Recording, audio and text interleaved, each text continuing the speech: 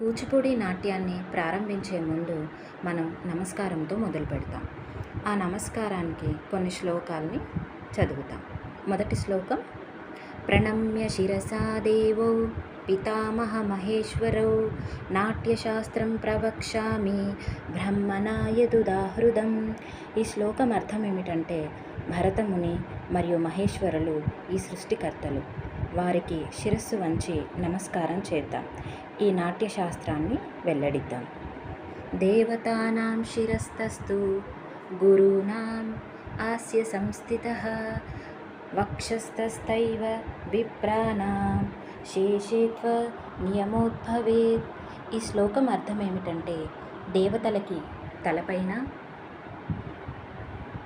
అలాగే గురువులకి నుదుటిపైన, అలాగే హృదయం వద్ద పెద్దవారికి అంజలి హస్తాన్ని ఉంచి నమస్కారం చేద్దాం. విష్ణుశక్తి సముత్పన్నే చిత్రవర్ణే మహీతలే అనేక రత్న సంపన్నే భూమిదేవి నమోస్తుతే. దీని అర్థం ఏమిటంటే, విష్ణువు యొక్క శక్తి మరియు బలం నుండి ఉద్భవించిన సుందరమైన రంగులతో, మనకు అనేక విలువైన రాళ్లతో కూడిన అద్భుతమైన ఈ మాతృభూమికి మనం వందనం చేద్దాం. సముద్రవసనే దేవి పర్వతస్థన మండలే నాట్యం కరిష్య భూదేవి పాదఘాత క్షమస్వమే.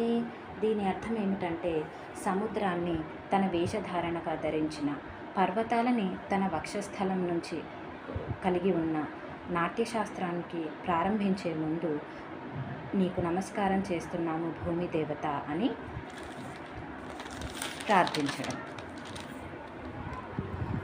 కటీకర్ణ సమాయత్ర కూర్పరాంశ శిరస్థదా సమున్నత యురశ్చైవ సౌష్ఠవం నామ తద్భవేత్. అంటే కటి అంటే నడుము భాగము, కర్ణాలు అంటే చెవులు సమాన స్థితిలో నాట్యం ప్రారంభించే ముందు ఉండాలి. అలాగే ఛాతీని కొంచెం ముందుగా కొద్దిగా పైకి లేపి ఉంచాలి. దీన్ని సౌష్ఠవం అంటారు.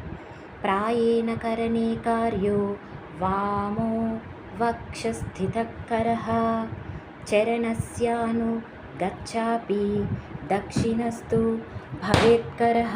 దీని అర్థం ఏంటంటే, ఎడమ చేతిని ఛాతి ముందు ఉంచి కొద్దిగా ప్రక్కకు వంచి కుడి చేతితో నాట్యాన్ని ప్రారంభించాలి అని అర్థం.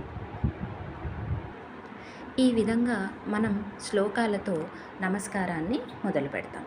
అదేవిధంగా నాట్య స్టార్ట్ చేసే ముందు నమస్కారం ఎలా పెట్టాలో తెలుసుకుందాం. మొదటగా ఇక్కడ హృదయం దగ్గర చేతుల్ని ఉంచి, తర్వాత చేతుల్ని పక్కకి చాపాలి. తర్వాత తలపైన ఉంచి, అలాగే నుదుటి మీద హృదయం దగ్గర ఉంచాలి.